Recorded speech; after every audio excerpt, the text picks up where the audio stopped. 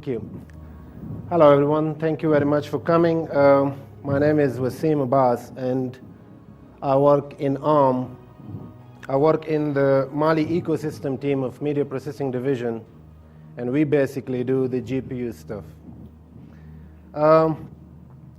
Our job is to work with the developers and our customers to optimize their use cases, for example, their game content and their engines and their UI applications for Mali. The title is a little confusing. It says OpenGL ES API to create and optimize games, but I can assure you there is much more.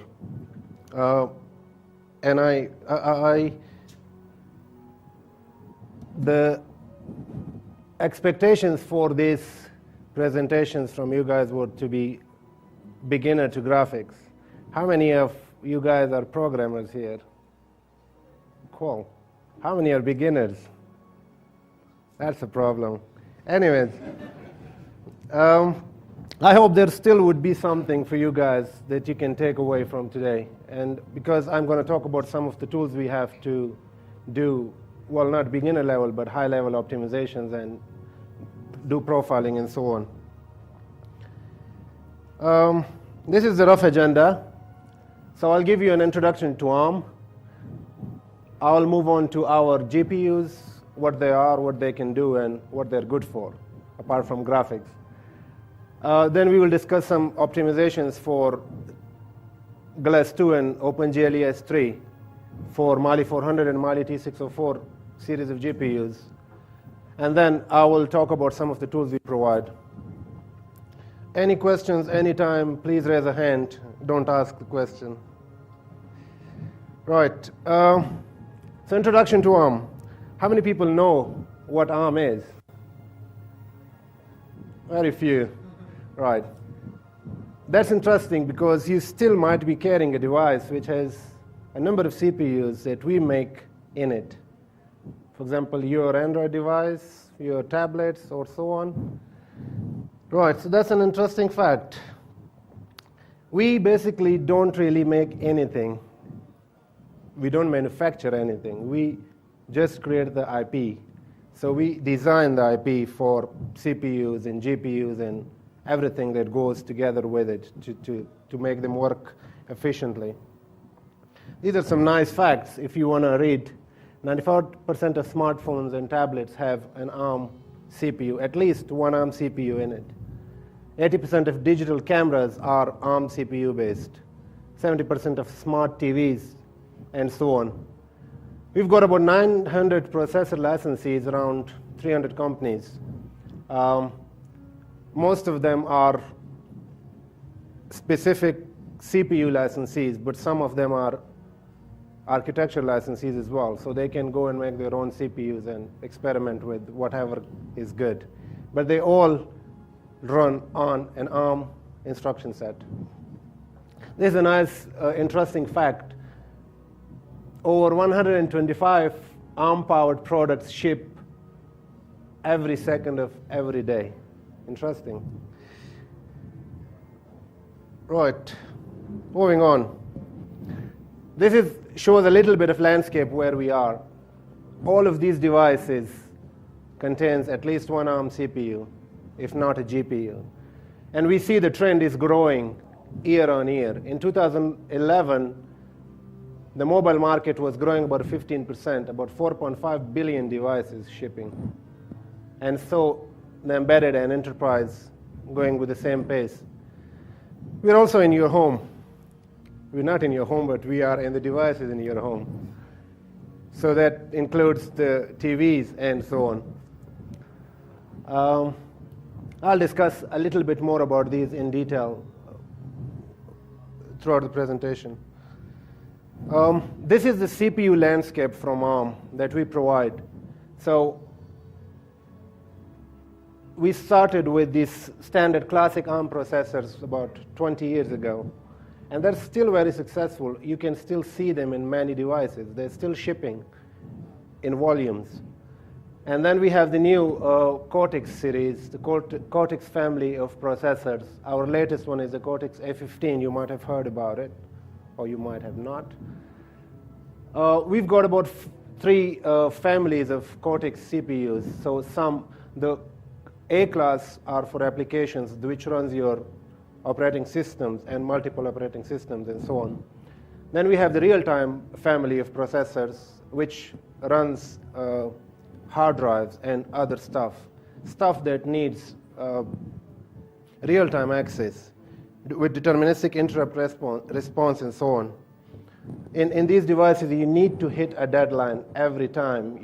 The processor needs to know you are going to hit a deadline. So these are very interesting use cases of our processors.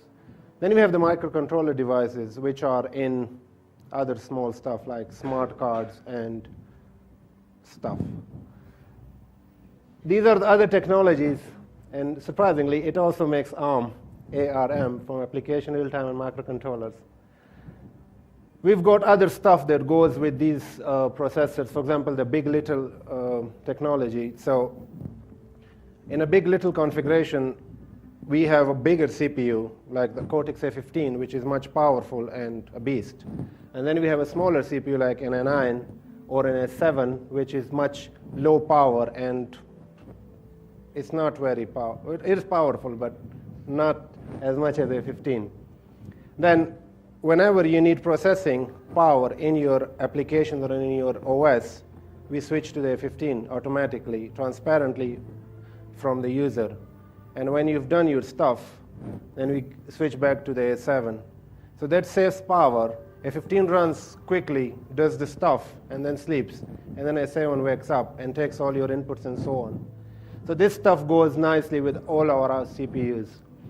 Then we've got the VFP Neon. This is our floating point and SIMD solution.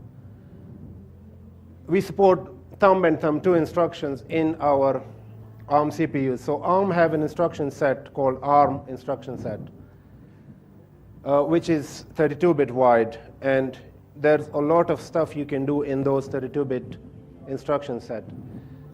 But it makes huge applications. So if you want much smaller code density, you can do thumb and thumb 2. Thumb 2 was the first generation, so it was efficient, but you couldn't do much stuff in it. It was also a little slow. So we have now a thumb 2 version, which is similar in performance to the ARM instruction set, but it gives you the density of thumb. So that's quite a nice thing. Then we have Trust Zone, which is the secure extension, and the ARM CPU runs in secure mode for secure stuff. And then we have the virtualization extension, which is our technology which can run multiple operating systems in the same time on the CPU. The way it works is magic. Right. Now we talk about the Mali GPUs. In mobiles and tablets and DTVs and anywhere you need a screen, you'll probably see a Mali GPU running it, apart from this screen. So this is the landscape today. We started with the GPUs about 5 years ago. We're not that old in the GPU market, but we still have a lot of market share. We started with acquiring a company in Norway. They were making Mali GPUs at that time. And then we moved it with our expertise and technologies, releasing new product every year or twice a year. Mali-300 was the first one providing OpenGL ES2 support, and the Mali-400 was our world's first multi-core GPU. There were others, but they were claiming they are multi-core, but they were really not multi-core. This provided OpenGL ES2 support, and it was scalable up to 4 cores. Low-cost solution. Then we have the Mali-450, which actually doubles the performance of Mali-400 and is scalable up to 8 cores. This is used in use cases where you need a lot of processing power only for graphics, and you don't want to do any compute stuff. So you could use a 450. Then we have this other section of devices on the right side, the T600 series. The T600 series provides graphics and compute solution. And it's a completely different architecture. We provide OpenGL ES3 support in that series. We provide DirectX X11, not X11, DirectX Render Compute, and so on. And it's increasing in performance year on year. These devices are already, we have created them, but they are not really in devices now, right now. Right. The tri-pipe architecture that I just touched on is a very unique architecture. The previous generations of Mali GPUs had a single pipeline, which was very complex, and you could do one thing at a time. So if you have a shader which does arithmetics and texture lookups and so on, then you could only do one thing at a time. The tri-pipe architecture gives you the freedom to do multiple things simultaneously in one core. And then you have multiple cores. So this scales out really nicely. This one is, if you forget about these two, the arithmetic pipes, then that side is the T604 with two ALUs and a load store and a texturing pipeline. That's why we call it tri-pipe. There are three types of pipes inside the pipeline. The pipes itself are complex, and they have different cycle length. And this one particularly is the T628 series, which is the monster for GPU compute. It has 4 ALUs, so you can throw a lot of ALU type operations into it, and you'll do it very fast. The simple architecture, thread issue happens one end, thread completion happens at the other end. This is our very famous SoC, a configuration of Cortex-A9 and Mali-400 MP GPU. This is the one that you see in the Galaxy S2 and S3. This Cortex-A9 implements our current generation of V7A instruction set architecture, and it comes with a Neon multimedia engine.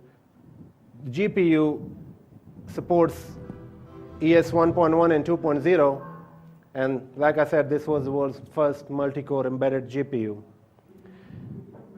The thing to learn from here is that this GPU have one vertex processor only, and it has up to 4 fragment processors. So it's not a unified architecture. You cannot really do much in the vertex shader that you could do in the latest generation of GPUs.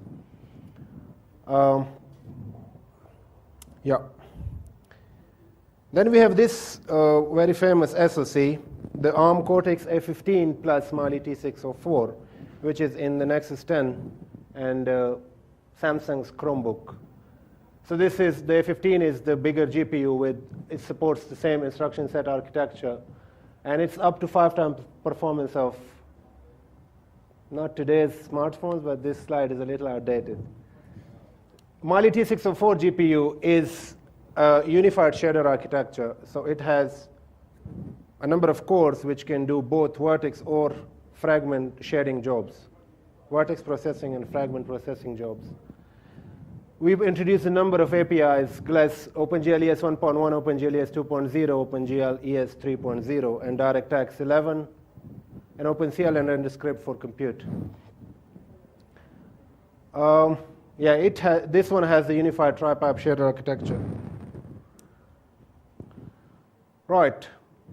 Just touched on these devices, S2 and S3 from Samsung, Galaxy S2 and Galaxy S3 have the ARM CPUs and GPUs in them.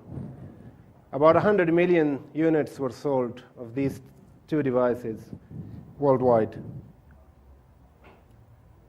Then we are in other small and very less common devices from China appearing, all the Android devices.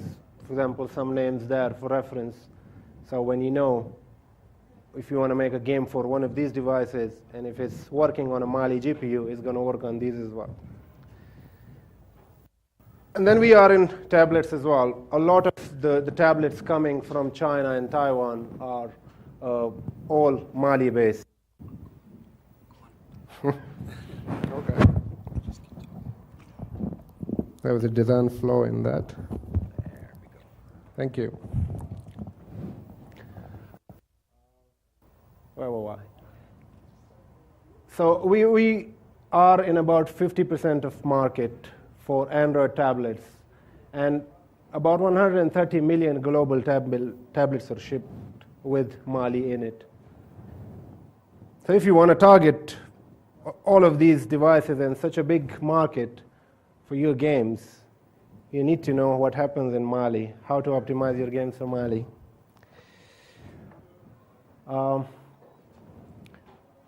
This one is one of the latest devices that have been shipped last year with Mali-T604 in it.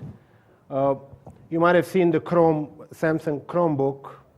It has a T604 and a Mali Cortex-A15 in it. And then you might have heard of Nexus 10, which has up to 4 megapixel resolution from Google.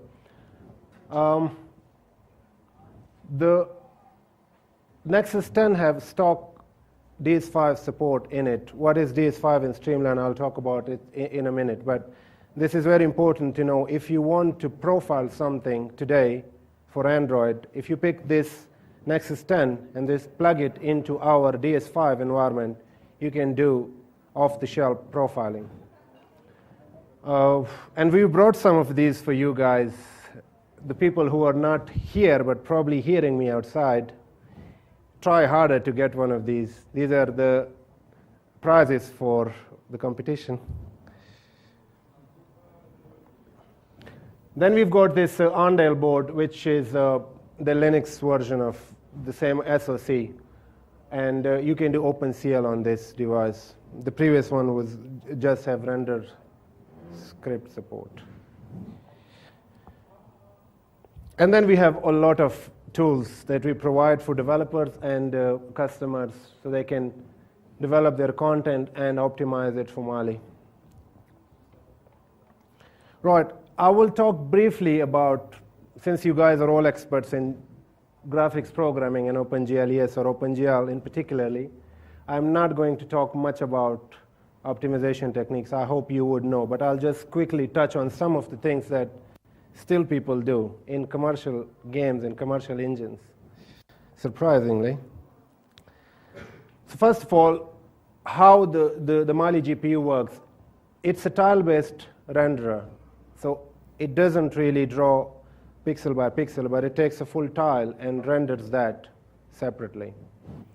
So that means the tile is rendered into a local memory, so you can do blending and clear, etc., very cheap. And multisampling is also almost free.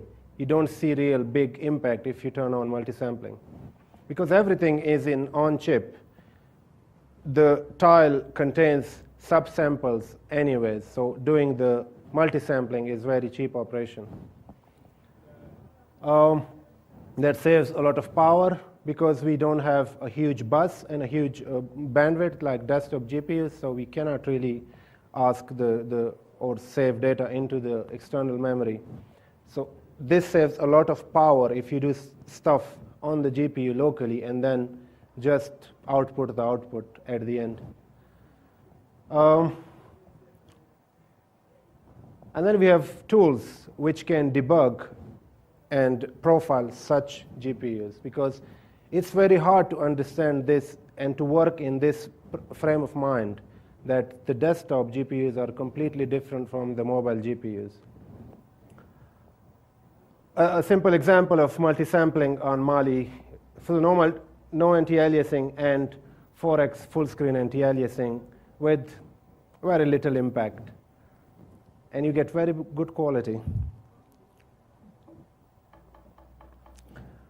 Right, a little background of how a software renderer works and what is different about our GPUs.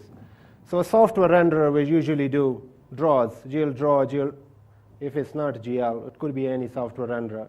And what happens is in the software on the CPU, the draw happens as you call it. Some transformation happens and some rasterization happens, and the memory is written out. So performance measurement is easy. All work happens in a draw call. So you can just time in your draw calls and see which draw call is taking more time, and so on. Then we move on to the desktop version. So what happens in the desktop landscape is usually the drivers will create jobs for the GPU. So every draw call creates another job, and then they are sent to the GPU in a synchronous way. This is still easy to profile, but it's completely different from the mobile GPUs, which is a deferred way of doing stuff. So what happens really in our drivers for our GPUs is you can do a lot of draw calls. Say, draw me this, now draw me this. And the GPU doesn't really do it. It keeps it, and it will do it only when you do a swap buffer. So all the jobs are then sent to the GPU, and then the CPU is free. The GPU will do whatever it can at that time. This means this is very hard to profile. We don't know what happened. The draw call will just return very quickly. And you won't know, oh, but my draw call is not taking any time, but I'm still bound by Vertex processor. Why is that? So this is very important to understand about the desktop, about the mobile GPUs, and specifically about Mali. And that colored arrow that going into external memory is just one operation that happens at the end. So we're not burning a lot of power as well.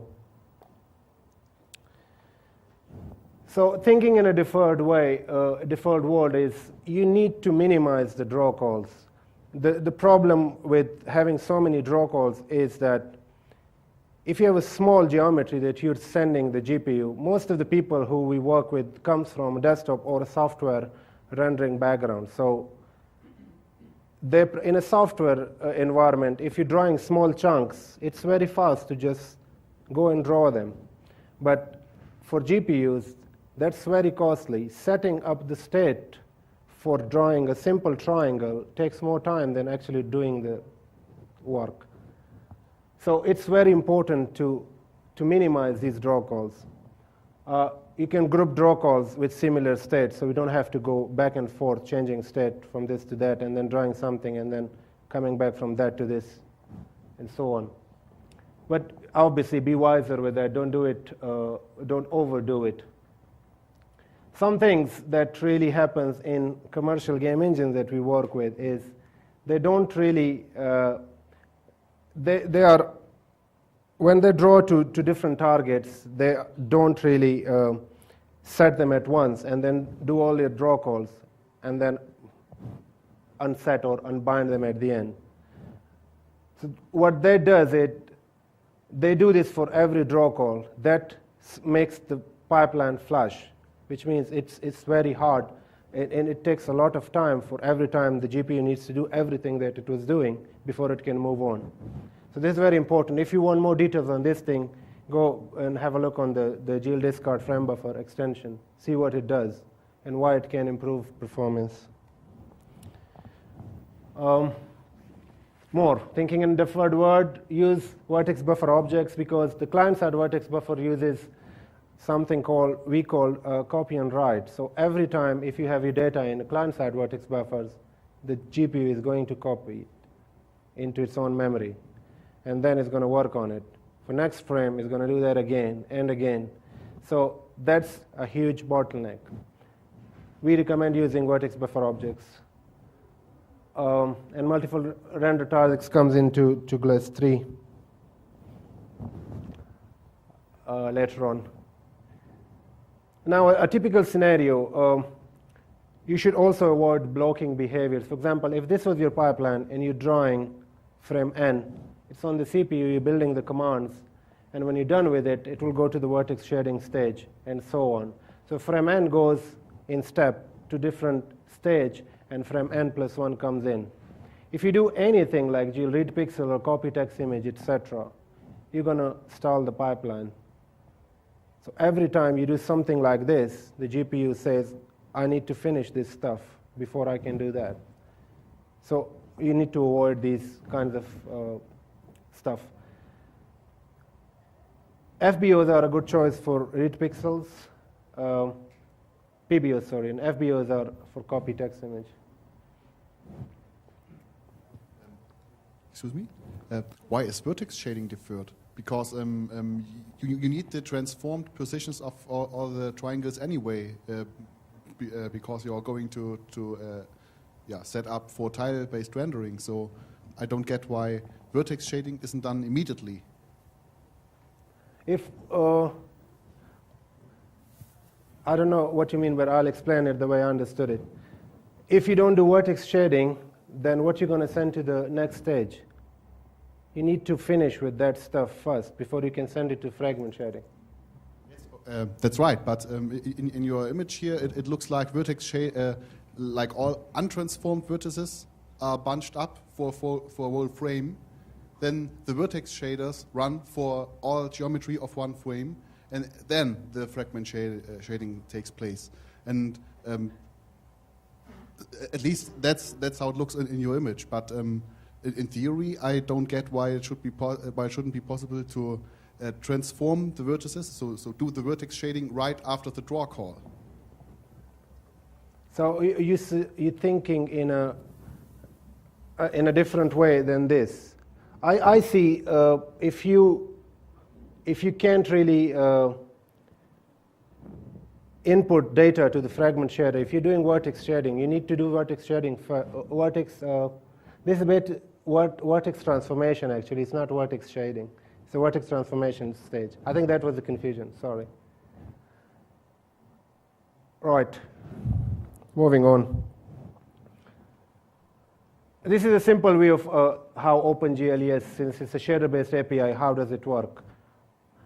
Geometry comes in, the vertex shading happens. The vertex shading here means it's not the shading, it's the vertex shader that runs. It does the transformation. So you need to do that before you can send it to the fragment stage.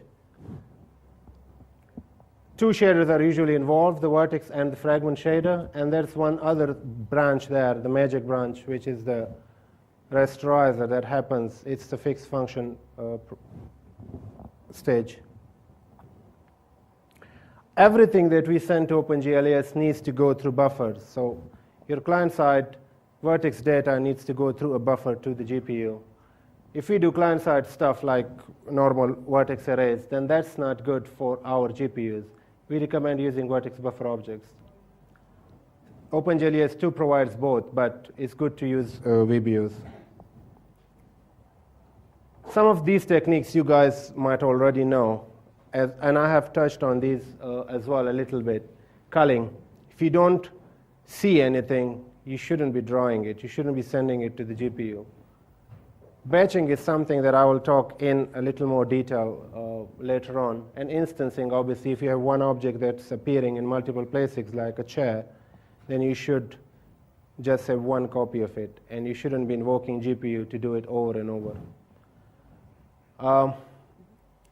And then there are other stuff like reducing your memory bandwidth by using texture compressions and reducing overdraw, and so on. You can use our offline shader compiler to optimize your shaders.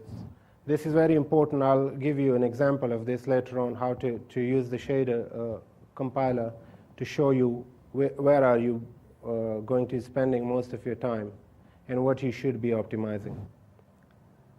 And obviously make better use of power. Right, batching. So the example that I gave earlier, in a software, somebody who comes from a software background and he wants to write a game on or a graphics engine for a GPU-based system, usually they come up with the same way of doing stuff. So if there's a big screen that you have to fill with small quads of GUI elements, then everything is rendered separately. And that's a lot of work for the GPUs. Every time you need to draw a quad, you're invoking the GPU, burning more power, and wasting a lot of time setting it up. So in a simple case, if you got 4 objects with 4 textures associated with them, usually people will draw these separately. This is very common, still happens in most of the commercial engines that we work with. What you could do instead is batch them together in one big chunk, because that's what the GPU is good at. A big chunk, just we invoke it once, and it will go and do its work. To do that, you obviously have to create a texture atlas from the different texture use, and you'll do some rearrangement of the texture coordinates. In the GLES2 word, the OpenGL ES2 word, to draw this, you would be sending an array of transforms and just use that array of transform to transform different objects in different locations. A simple way of doing a small batch is if you have 3 meshes and you're doing an index lookup on them, you can then combine them into one big attribute and assign an ID for each different mesh. In the index buffer, what happens is the indexes are basically the same, but they're offsetted. So in a shader, all you need to do is you take that ID and decide which transform I am on. And you can do quick multiple transformations for the same geometry. The GL code will be very simple, sending an array of transforms. Remember, bandwidth is a big issue. Most of the times, the CPU and the GPU is very powerful. It can do stuff, a lot of stuff, very quick, very fast. But if you are, most of the people's games are bandwidth bound. They're sending too much data to the GPU and between CPU and GPU. That is usually their limiting factor. So you need to consider these things, that we have a shared bandwidth. We need to share that between all other devices, and we don't have a huge bandwidth as well. For example, on desktops, you've got about 100 gigabytes per second dedicated bandwidth, where we just work with 50 megabytes per frame shared bandwidth. So you need to consider these things when you're designing your games. To target 60 FPS, you've got just 3 gigabytes per second. And this is a use case of if you're rendering a 1920 by 1080, 32 bits per pixel image, you're going to take that much bandwidth. So just one texture going between CPU and GPU, you will eat up a lot of bandwidth. And that makes the device hot as well and burns more power. So how can you reduce the bandwidth? Use texture compressions and use smaller buffers for doing stuff like bloom and other nice effects, because they're not going to be, it doesn't matter if they're small buffers. It's just a blur anyways. And make sure that the effect you're achieving is awesome. Otherwise, don't do it. Right, moving on quickly to the T604 series and OpenGL ES3 and the OpenCL API. I'm sure you guys know this already, because most of the stuff in OpenGL ES3 are coming from the desktop world. But what's important here is to know what really happens in deferred rendering GPUs. So on desktop, some behavior of these would be different. And also, most of the people don't really do this on desktop because they don't have to. There's a lot of bandwidth available. So they just do it in a way that makes sense. Stuff that is new in OpenGL ES3 is the transform feedback is introduced from desktop GL. And a lot of new object types have been introduced. Object types are very good for sending data once to the GPU. So you can bunch stuff together and then send it once. That's very, very helpful. So vertex array objects and sampler objects, and then some sync objects are introduced as well, and obviously pixel buffer objects. We'll talk a little bit about occlusion queries introduced in OpenGL ES3 and some instance rendering. Previously, we saw that the OpenGL ES2 version, we have to do instancing. But in OpenGL ES3, we have instancing support in the driver, in the API. Some new texture formats are introduced, and primitive restart, and a lot more. In the OpenGL ES2 world, we had the draw codes were specified like that. GL draw arrays and GL draw elements. Draw arrays, if you're drawing it for multiple objects, you'll have to call that over and over with different transforms. We saw we can do batching, but that's a little hack. Rendering the same model multiple times was inconvenient in those libraries. In OpenGL ES3, we can do instance rendering. So we have introduced the GLDraw arrays instanced and GLDraw elements instance. The loop is still there. If you want to draw multiple things, the loop is still there, but it happens in the driver. You're not invoking the GPU many times. That saves performance and power. Instance rendering, simple example. In previous versions, if you want to draw something, yes? Is it worth using GLDraw arrays when you can always use draw elements? In some cases, yes. Draw elements would only... Because most of the times you need to use indexes to shorten the buffers. Yes, but if your geometry does not have any repeated vertices, then draw elements is not going to help. It always has repeated vertices. A GUI don't have repeated vertices. Most of it has. Yeah. So remember, with draw elements, you are introducing another buffer as well. Indices needs to be passed as well. You're going to waste a lot of bandwidth there as well. So we basically just have to figure it out. Try it once, doesn't work. Try the other one again. Maybe that will work. If it doesn't, don't do it. So a simple example of instance rendering. To render one object multiple times, this is what you would supposed to be doing before OpenGL ES3. You create multiple transforms, and then you run a loop sending the transform separately to the GPU and then drawing elements over and over.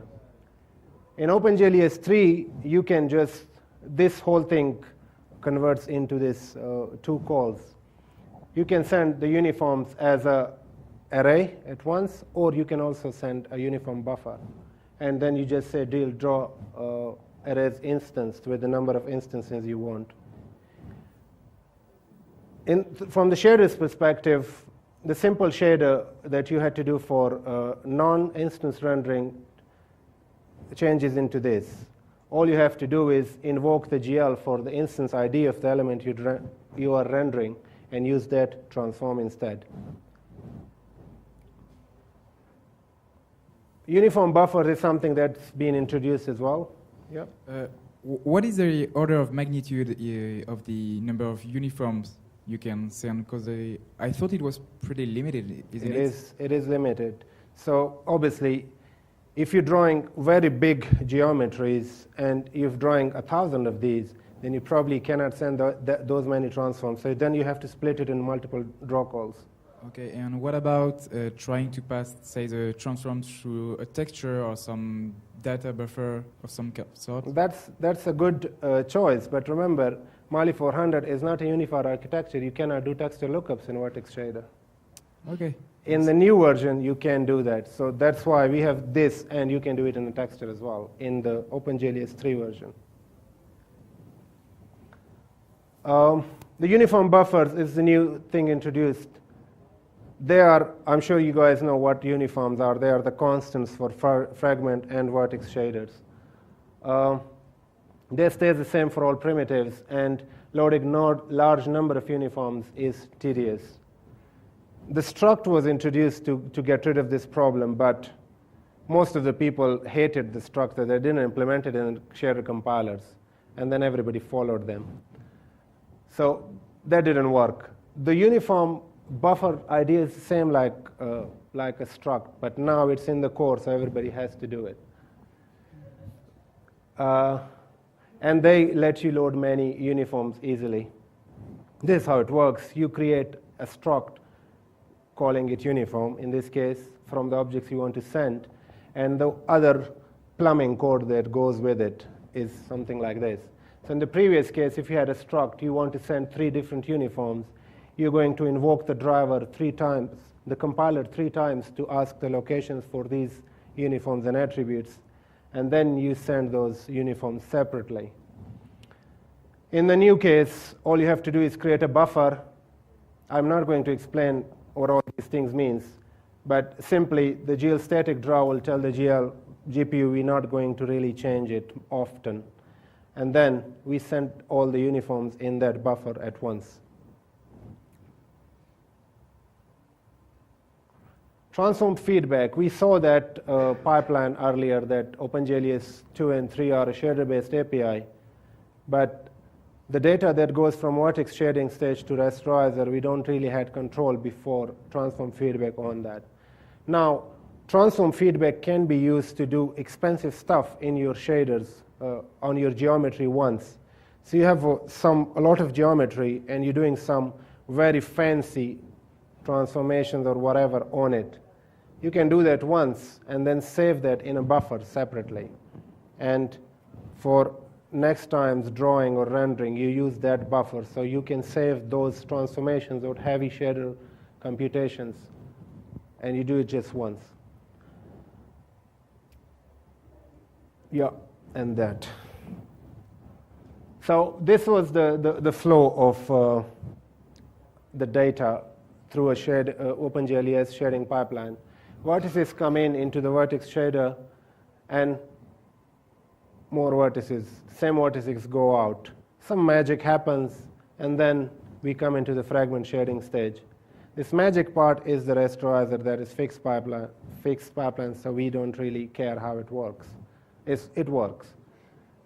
And then we have the uniforms that goes into both of the shading stages. Transform feedback intercepts at that level and takes the data out into a vertex buffer, and then you can do whatever you want with it. You need to set up the transform feedback, so some plumbing code that I call it goes with it.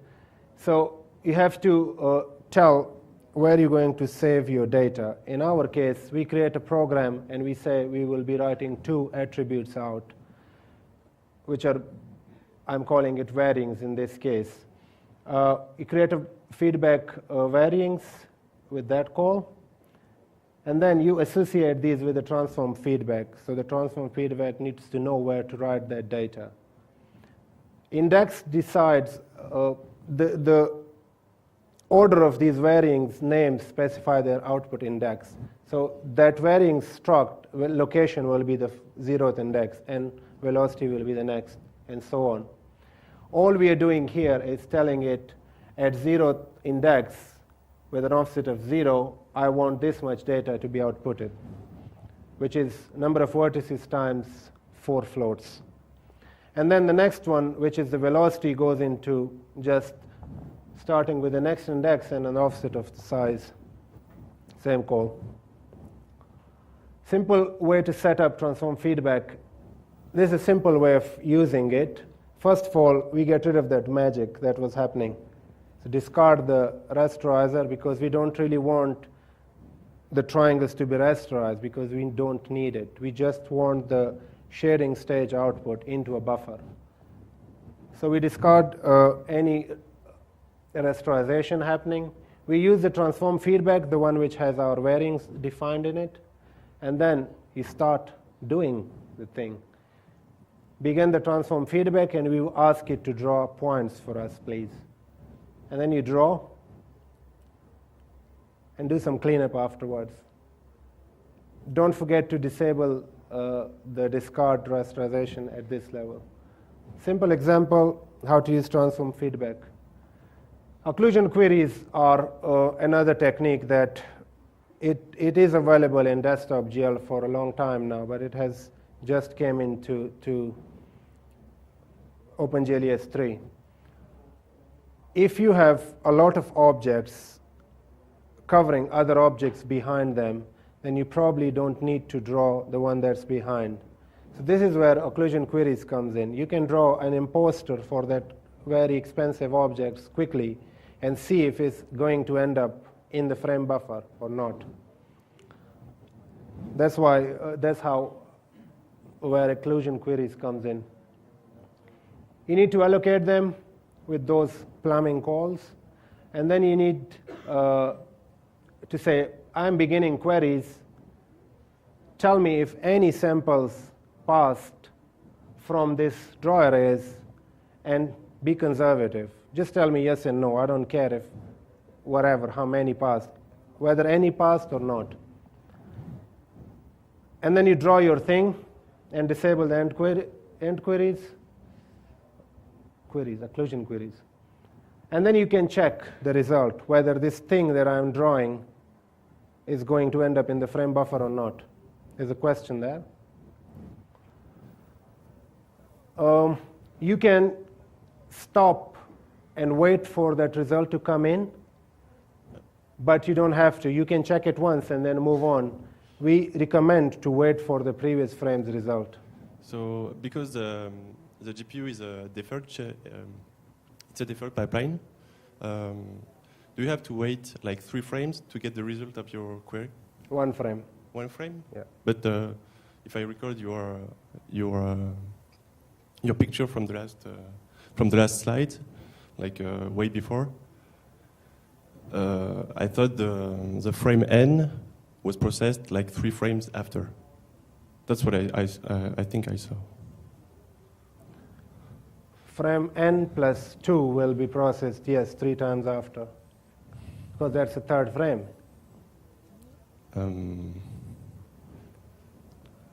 Can you just please go back to the It's too frame far. where, It's going to take a lot of time to go there. We can discuss this offline. Yeah, okay, yeah. I will be here, so we can right. talk about it in more detail. Okay.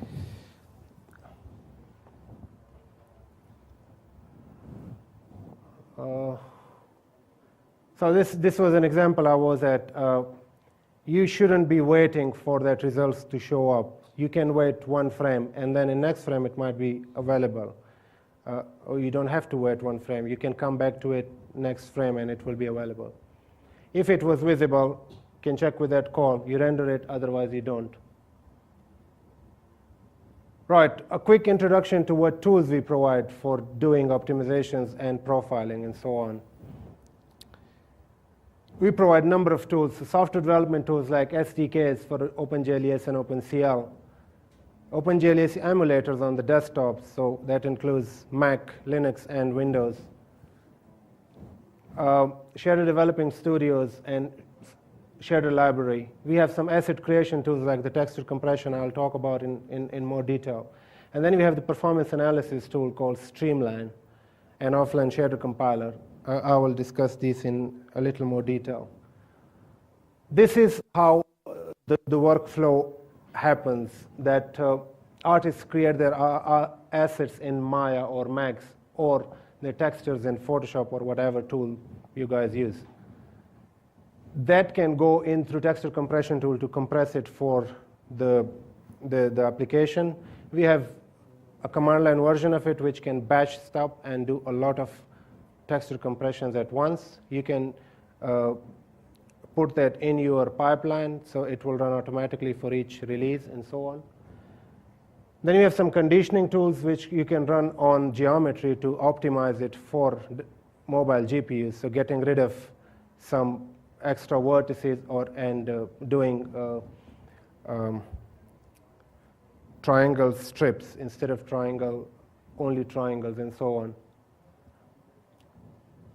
We have some emulators if you don't have the hardware, and the DS5 Streamline works only with the hardware at the moment. Development kits, I touched on it. We have OpenGL ES and OpenCL development kits, which gives you a quick example of how to write a simple ES application. And CL as well. I'm going to just skip all of these slides because we are out of time now. Emulators, I talked about it. The OpenGL ES3 emulator have recently been released in the GDC. I don't know if Dominic is here. They have really worked hard to get this out for GDC with ASTC support in it. I'll discuss ASTC in a little more detail soon. Our texture compression tools, these are the features, supports a lot of formats with the ASTC, and it can give you can visualize your textures after compression, whether they look good or bad, and it will tell you how much compression happened and so on. Automatic mipmap generations also supported.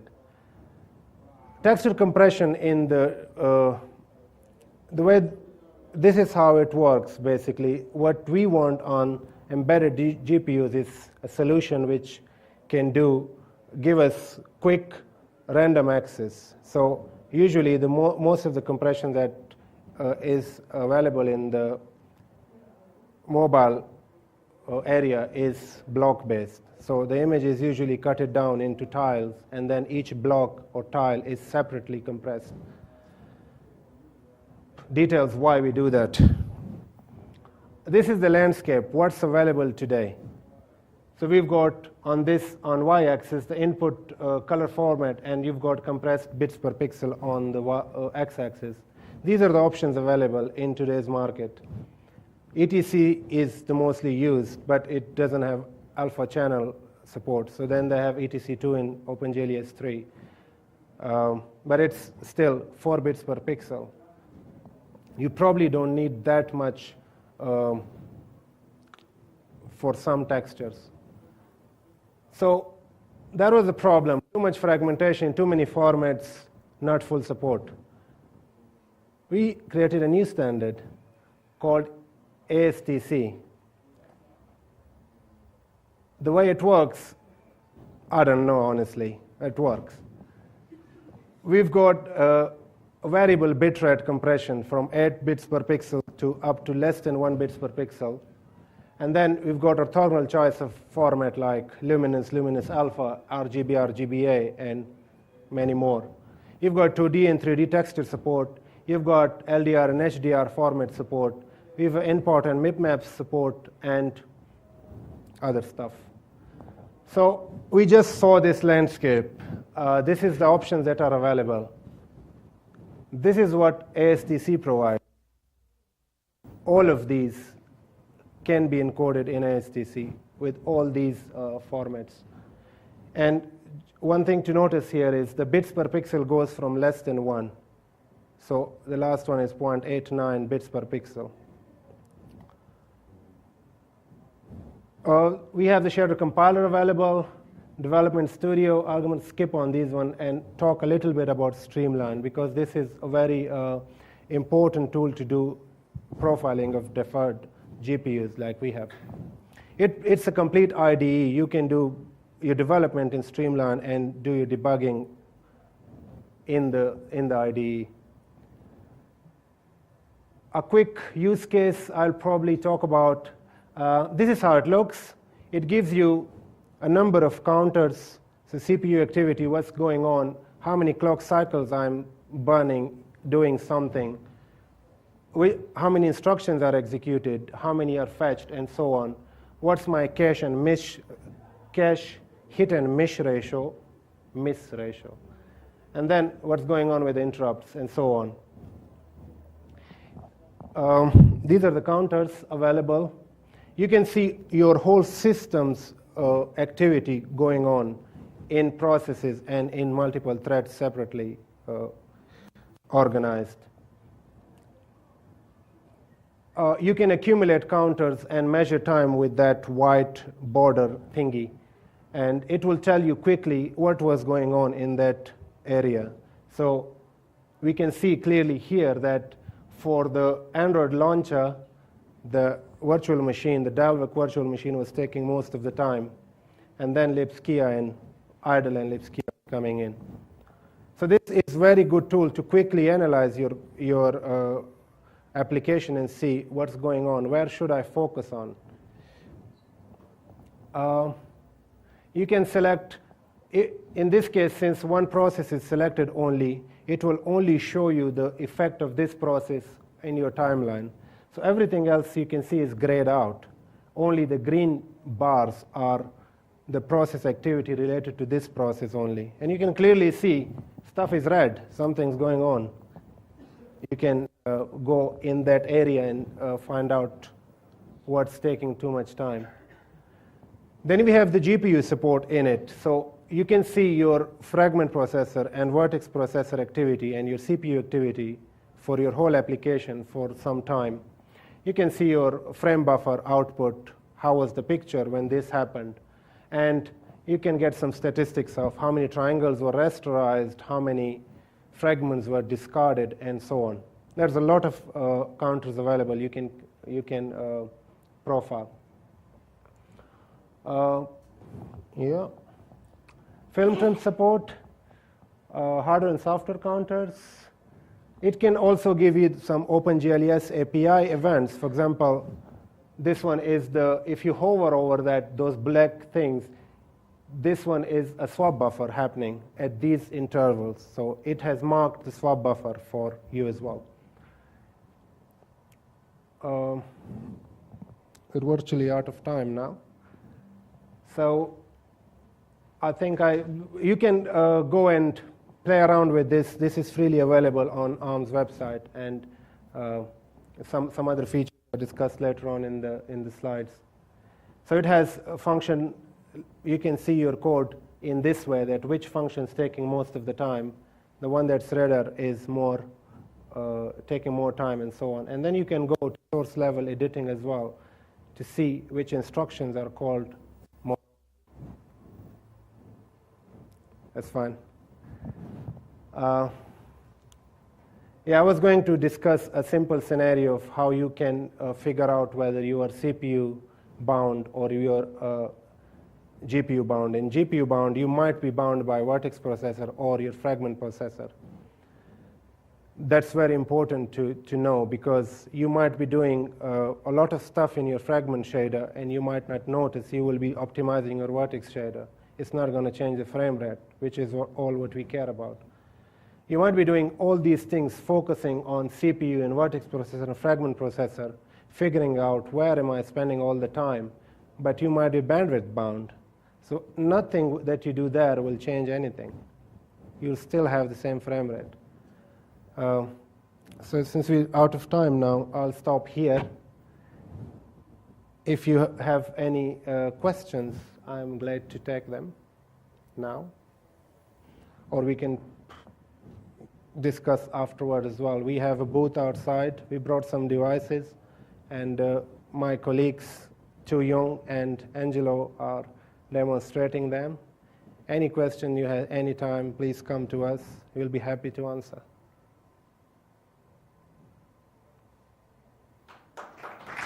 Thank you.